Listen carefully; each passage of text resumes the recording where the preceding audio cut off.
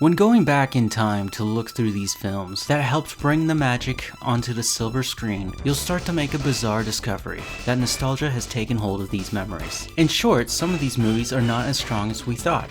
Captain America: The First Avenger is a bold choice to make, but necessary in the long run to bring Cap into the modern spotlight.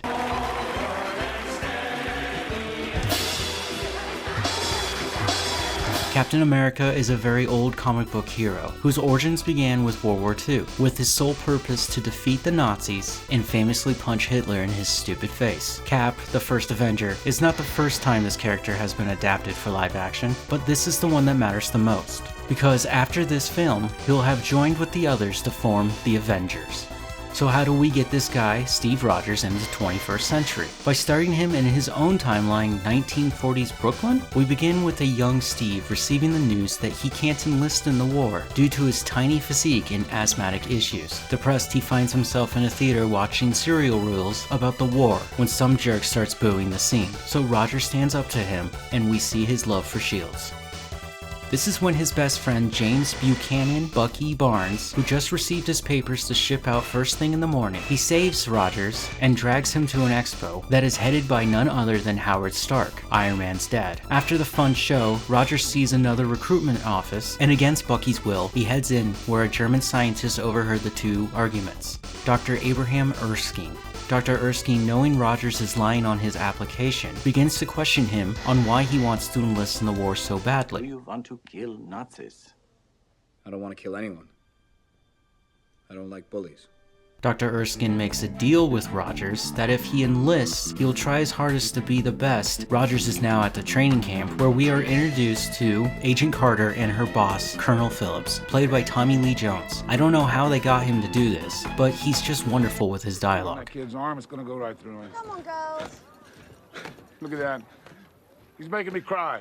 After some rigorous training, we see that Rogers is behind when it comes to physical moves, but is incredibly smart and has the heart of a lion, willing to jump on a grenade to save everyone else. This makes Rogers the top candidate for Dr. Erskine's top secret project. The night before the surgery, Erskine explains that his project is to create a super soldier, and that when he lived in Germany, he was recruited by Hitler to help an evil man named Johann Schmidt. Schmidt is our main villain, also known as Red Skull, and is the leader of a radical Nazi faction, Hydra. Hail Hydra. The original serum worked on Schmidt, but it deformed his face to look like the iconic Red Skull. Erskine further explains that Schmidt is way more evil and psychotic than Hitler, and believes that there's an ancient power left on the earth by the Norse gods. This brings us back to the beginning of the film, where there's a sequence when Schmidt is introduced by destroying a monastery to retrieve the Tesseract. That's the blue cube thing if you don't know. Schmidt, using the Tesseract with the help of his new doctor friend, Zola, devises a way to harness the power of the Tesseract and imbue the power into conventional weapons to help get an edge on the losing war. So it's surgery day, and Rogers and Carter take a ride in the back seat of an undercover vehicle to engage in some awkward flirting because these two are destined for each other. But the film doesn't do it too naturally, and we have weird fits of emotions from the two, mostly Peggy. Where they arrive at the cool secret underground laboratory hidden underneath a Brooklyn neighborhood. Rogers is strapped into a strange pod where they inject the new serum and then shock the hell out of him before revealing it's a success. He now looks like Chris Evans after working out. After everyone is happy the operation was a success, an underground Hydra agent played by Richard Armitage kills Dr. Erskine and makes a run for it with the last vial of serum. Cap has no choice but to hunt down this man and get back to Vial. It's a fun chase scene where we get to see Rogers is fast enough on his bare feet to catch a car. There's also this one point where he uses a car door as a shield. From here, this film suffers a massive pacing issue when the writers decide that Rogers can't just go into the war, but instead he'll be the star of a roaming group that puts on a cheesy song and dance to sell war bonds. Each one you buy is a bullet in the barrel of your best guy's gun. Rogers eventually gets depressed about this but keeps it all to himself until one day Agent Carter happens upon him, just in time to tell him that the platoon that Bucky was in had massive casualties and some of the soldiers were taken as prisoners of war. Against Colonel Phillips' commands, Howard Stark, Agent Carter, and a horribly dressed Cap take to the skies at night to airdrop Cap behind enemy lines. Cap finds the prisoners and best bud Bucky, rescuing them, but they kinda have to arm themselves themselves and engage in a firefight still to make it out alive. But here in this sequence, we finally get to see Cap and Red Skull acknowledging that they are arch nemesis.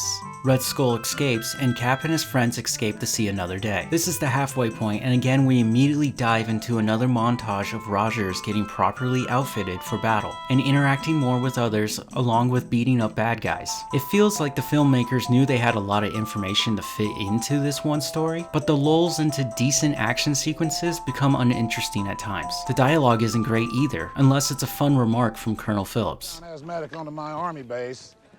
I let it slide. I thought, what the hell, maybe it'd be useful to you, like a gerbil. But the movie tells us who Rogers is and what Captain America stands for, so I'd give this 3 out of 5 stars, because it gets the job done, just not well enough as it could have been. Look, there are moments of action scenes in this film that had me going, wait, what did I just see?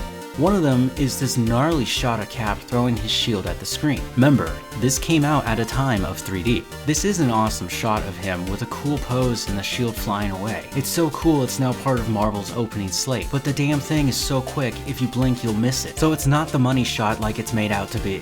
Another awful moment is when Rogers is in a Hydra base at the end, and there's a bunch of bad guys around him. We see him fighting some of them, then a hard cut to him swinging on a chain, cut to him landing, and now all the fighting looks like it's a mile away. What happened here? Also, Cap and Red Skull engage in the strangest fight I've ever seen in a while. It honestly looks probably how it was filmed. 2 full-grown men in costumes strung up on pulley wires bumping into each other. It looks so lame. Red Skull wasn't even much of a fight because the dude grabs the Tesseract with his hand, which teleports him somewhere else, and now the fight is over. And so the ending is that Rogers loses control of Red Skull's ship, which is carrying massive bombs, and decides the only way to stop the plane is to crash it into Antarctica and kill himself doing it. Wait, what? He was just going to die for this? Not like jump out of the plane at a high altitude and let it crash on its own, or land it in water? Nope. I'll just die here. So this forces one of the last interactions between Agent Carter and Captain America, where the two don't say the word love, but they do save a dance for each other, like next month or something. Waterworks, the end. I remember when I was younger, this moment had an impact on me. Not going to say I cried, but this time around I was more wondering who came up with this shit. When I looked a little further into Rogers and Peggy's relationship, another character came into mind, Bucky, who was part of Cap's squad known as the Howling Commandos, and eventually falls to his presumable death on a dangerous mission. We first see Bucky helping a sickly Rogers because he's the cool friend, but when Rogers saves him from the Hydra base, the original dynamic is completely shifted to Rogers being the cool guy. While with the Howling Commandos and their montage, Bucky doesn't do anything of interest or have any unforgettable remark. When the dude dies, the only person who misses him is Rogers. Now what's even crazier is bringing back Bucky's character for a sequel and keeping him around for a long time.